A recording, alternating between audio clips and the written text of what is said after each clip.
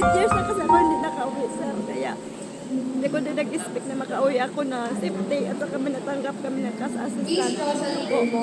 Maraming salamat sa uwa.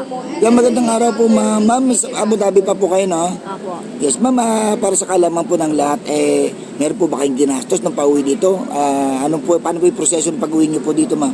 Wala kami ginastos kahit piso at maraming salamat sa uwa at sa cash assistant na natanggap namin. Thank you po.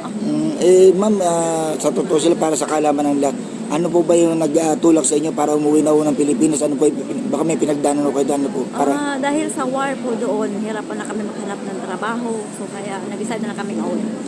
At malaking tulong sa amin yung cash assistant na natanggap namin. Sa totoo lang, hindi kami nag-expect na may matatanggap kami. Na-surprise kami. Thank you din sa Pangulo. Thank you so much sa kanila, sa ilang tulong at sa maganda nilang pag-assist sa aming mga OFW. Nakarating kami na Pinas na safety. Thank you po. Ma'am, parang naiyak. Bakit matindi ba pinagdaanan nyo doon, ma'am? Kasi 8 years na kasi ako hindi nakauwi, sir. Kaya hindi ko din nag-expect na makauwi ako na safety at saka natanggap kami ng cash assistant. Maraming salamat sa uwa.